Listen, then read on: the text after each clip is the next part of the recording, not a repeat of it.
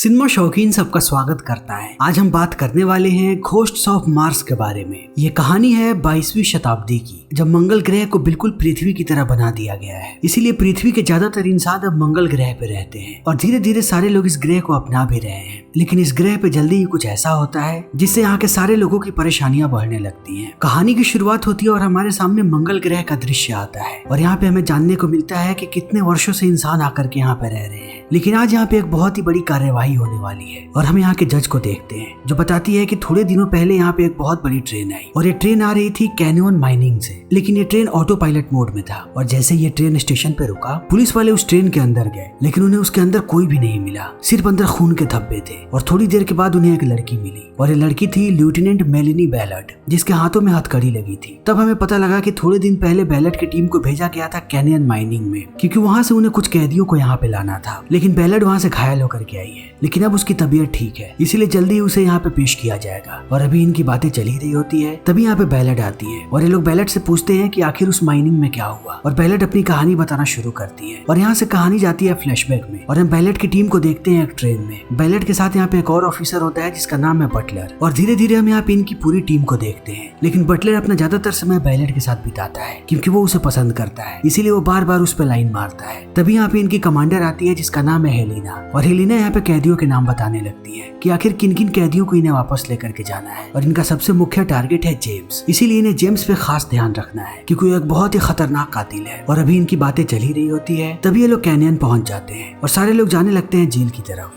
लेकिन यहाँ आते ही इन्हें लगता है कि कोई इनका पीछा कर रहा है और इन्हें यहाँ पे अजीबोगरीब आवाजें सुनाई पड़ती हैं, इसीलिए सारे लोग चौकन्ना हो जाते हैं और जेल के अंदर चले जाते हैं। लेकिन बटलर अभी भी बैलट को देख रहा होता है और बार बार उस पर लाइन मारने की कोशिश करता है, लेकिन बैलट को इन बातों से कोई फर्क नहीं पड़ता। लेकिन अब धीरे धीरे इनकी परेशानियां बढ़नी शुरू हो जाती है क्योंकि इन्हें बताया गया था कि यहाँ पे बहुत सारे गार्ड्स हैं, लेकिन इन्हें यहाँ पे कोई भी नजर नहीं आ रहा। इसीलिए ये लोग इस बात का पता नहीं लगा पा रहे हैं कि आखिर जेम्स को कहाँ रखा गया है और ये चारों तरफ यहाँ के गार्ड्स को ढूंढ रहे हैं। इसीलिए सारे लोग अलग हो जाते हैं और अलग अलग जगहों पे ढूंढने लगते हैं। तभी थोड़ी देर के बाद बैलट को यहाँ पे एक कटा हुआ हाथ नजर आता है, जिसे देखने के बाद वो बहुत चक्का रह जाती है और उसे समझ में नहीं आता है कि यहाँ पे क्या हो रहा है और ये लोग आगे बढ़ने लगते हैं। तब इनके सामने एक और भयानक दृश्य आता है जब ये देखते हैं कि लोगों को मार करके उन्हें उल्टा लटका दिया गया है और अभी भी उनके शरीर से खून टपक रहा है। इसीलिए अब धीरे धीरे यहाँ पे डर का माहौल बनने लगता है और सारे लोग डरने लगते हैं और अब वो एक दूसरे से भी डरने लगते हैं। लेकिन हेलिना की परेशानियां ऐसे ही बढ़ती जाती है क्योंकि उसे कैसे भी जेम्स को ढूंढना है, इसीलिए वो अपने सारे लोगों को डांटने लगती है और उन्हें कहती है कि जल्दी से जल्दी जेम्स को ढूंढो। इसी बीच इन्हें एक जेल नजर आता है और ये लोग देखते हैं कि कुछ लोगों को इस जेल में बंद करके रखा गया है, लेकिन इस जेल में जेम्स नहीं है। लेकिन यहाँ पे एक औरत सोई हुई होती है जो देखने में बिल्कुल भी कैदी नहीं लगती। तभी हेलिना उसे पहचान जाती है और कहती है कि तुम कोई कैदी नहीं हो,